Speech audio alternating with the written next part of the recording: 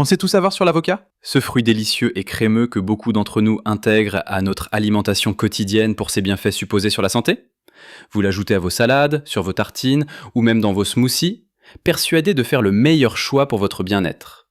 Mais et si je vous disais que ce super aliment, que l'on vante souvent pour ses graisses saines et ses vitamines, pourrait en réalité vous cacher des dangers insoupçonnés, surtout après 60 ans? Le fait est que, sans le savoir, vous pourriez commettre des erreurs qui, non seulement annulent tous ces bénéfices, mais pourraient même avoir des conséquences graves, potentiellement fatales, sur votre santé.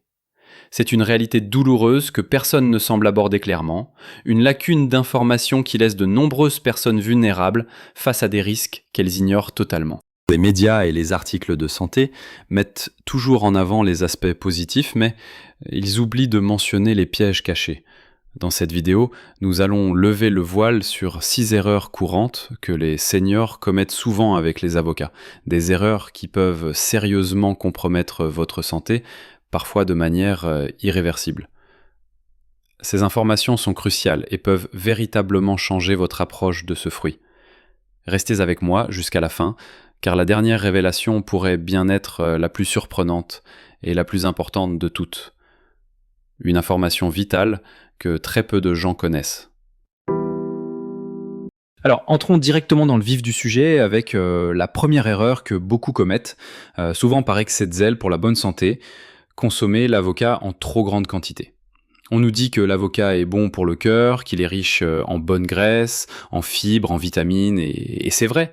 Mais comme pour tout, l'excès peut être néfaste, surtout quand on prend de l'âge.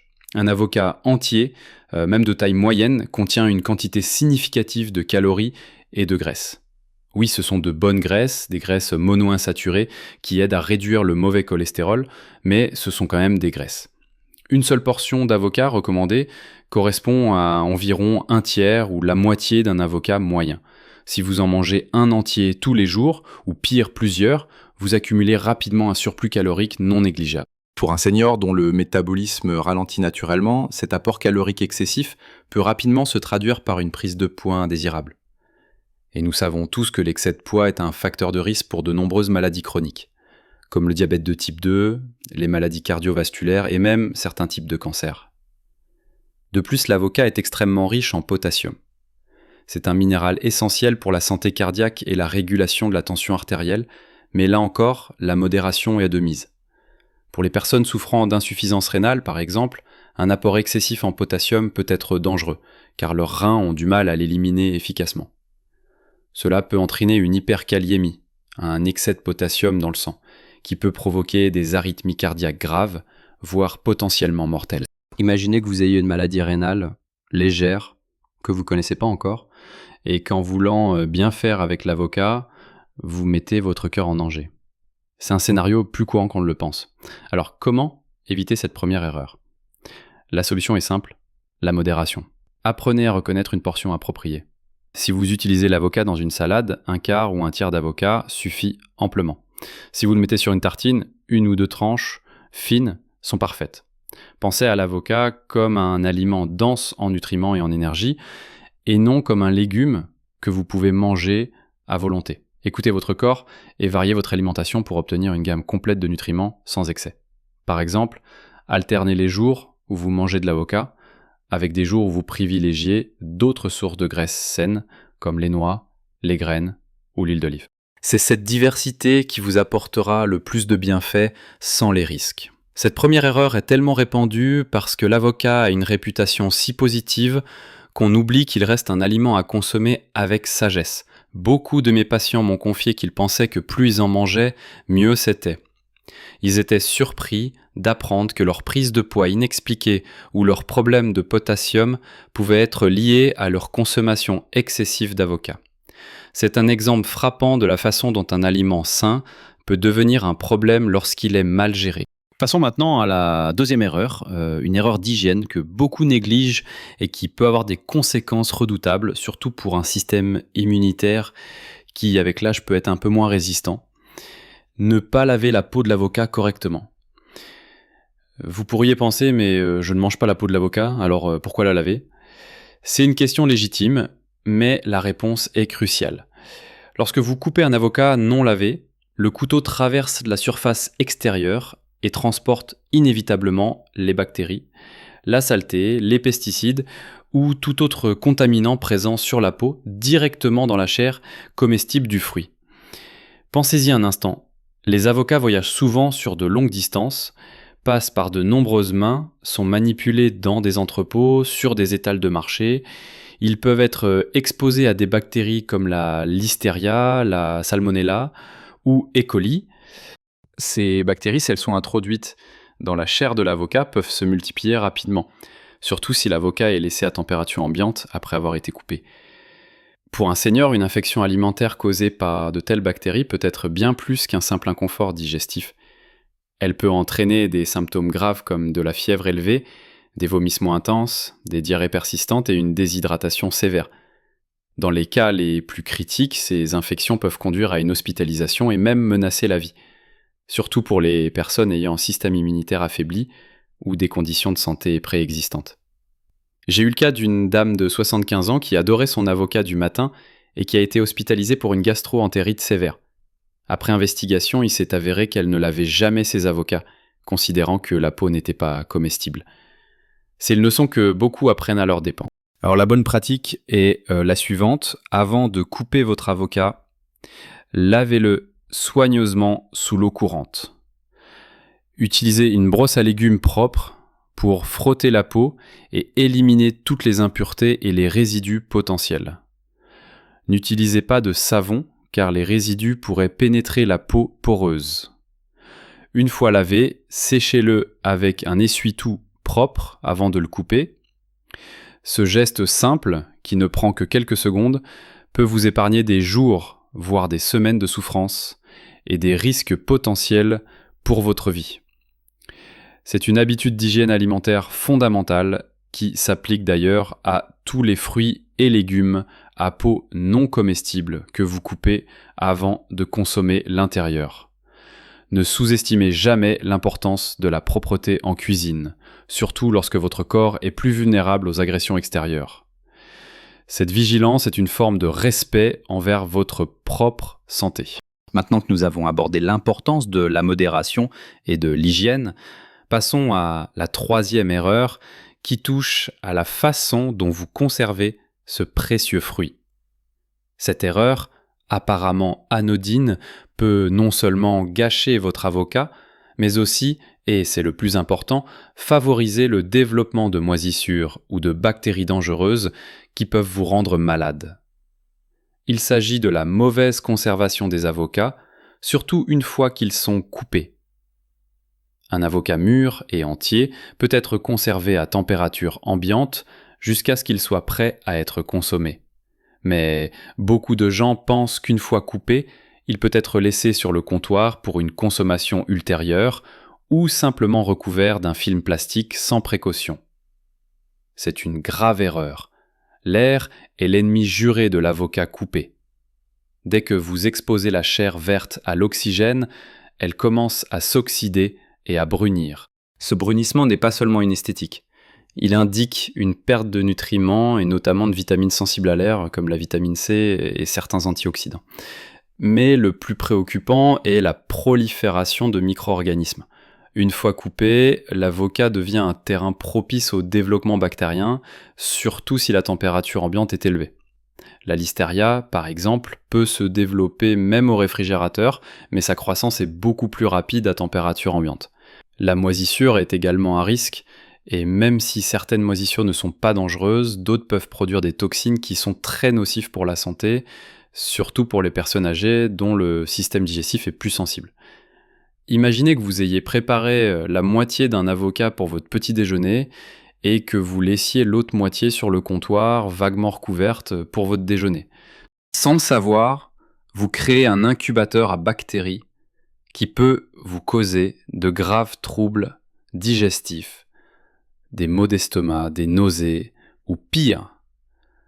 J'ai vu des cas où des personnes âgées, par souci d'économie ou par simple oubli, ont consommé des avocats qui avaient commencé à moisir ou à sentir un peu étrange, et ont fini par passer des jours à se remettre d'une intoxication alimentaire. La bonne pratique, une fois l'avocat coupé, est de protéger la chair de l'air le plus rapidement possible. La meilleure méthode est de laisser le noyau dans la moitié restante, de badigeonner la surface coupée d'un peu de jus de citron ou de jus de lime, et de la recouvrir hermétiquement avec un film plastique directement en contact de la chair. Placez ensuite cette moitié au réfrigérateur.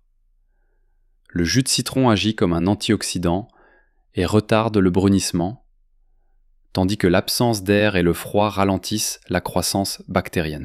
Ne gardez jamais un avocat coupé plus de 24 à 48 heures au réfrigérateur, même avec ces précautions.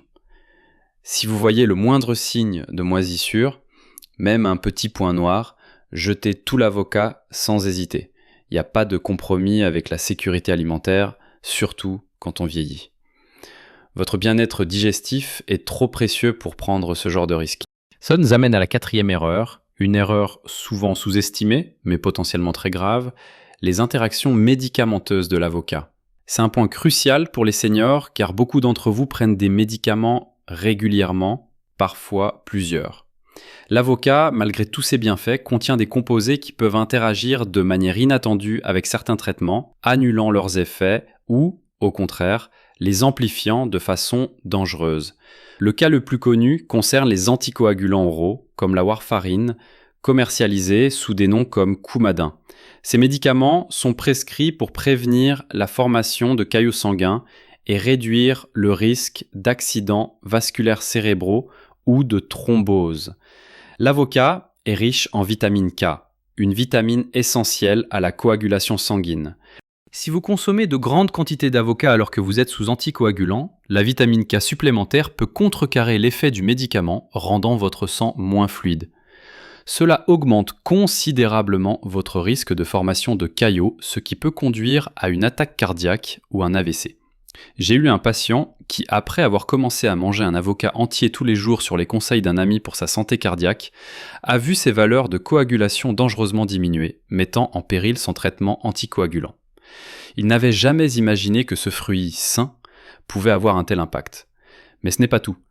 L'avocat contient également du potassium en quantité significative, comme nous l'avons mentionné. Pour les personnes sous diurétiques épargneurs de potassium ou certains médicaments pour l'hypertension artérielle, un apport excessif en potassium via l'avocat peut entraîner une hyperkaliémie. Nous avons déjà parlé de la gravité de cette condition pour le cœur. De plus, certaines études suggèrent que l'avocat pourrait potentiellement interférer avec l'absorption de certains médicaments utilisés pour la thyroïde. Bien que la recherche soit encore en cours sur certains aspects, la prudence est de mise. L'erreur ici n'est pas de manger de l'avocat, mais de ne pas être conscient de ses interactions potentielles et de ne pas en parler à votre médecin ou à votre pharmacien. Avant d'apporter des changements significatifs à votre régime alimentaire, surtout si vous avez une maladie chronique et que vous prenez des médicaments, il est impératif de consulter un professionnel de la santé. Il pourra évaluer les risques spécifiques liés à vos médicaments et vous donner des conseils personnalisés sur la quantité d'avocat que vous pouvez consommer en toute sécurité. N'oubliez jamais que votre santé est d'un équilibre délicat et que même les aliments les plus sains peuvent perturber cet équilibre s'ils sont consommés sans discernement et sans tenir compte de votre profil médical unique. C'est une question de sécurité avant tout, et votre médecin est votre meilleur allié dans cette démarche. Cette interaction est souvent oubliée car nous avons tendance à séparer alimentation et médication alors qu'ils sont intimement liés dans notre corps. Continuons avec la 5e erreur qui concerne la qualité même de l'avocat que vous choisissez de consommer. Manger des avocats qui ne sont pas à leur maturité optimale, c'est-à-dire trop verts ou trop mûrs. Beaucoup de gens ne savent pas comment choisir un avocat parfaitement mûr, ou bien ils le mangent trop tôt par impatience ou trop tard par oubli. Consommer un avocat trop vert, c'est-à-dire qui n'a pas encore atteint sa pleine maturité, peut être désagréable au goût, mais surtout cela peut provoquer des troubles digestifs. Les avocats non mûrs sont plus difficiles à digérer. Leur chair est dure, amère et contient des composés qui peuvent irriter l'estomac et l'intestin, entraînant des ballonnements, des crampes abdominales et une constipation pour certains ou des diarrhées pour d'autres. Imaginez la surprise et l'inconfort d'un système digestif déjà plus sensible avec l'âge face à un avocat pierreux et indigeste. En outre, un avocat vert n'a pas encore développé son profil complet de nutriments. Les graisses saines, les vitamines et les antioxydants atteignent leur apogée de concentration lorsque le fruit est parfaitement mûr.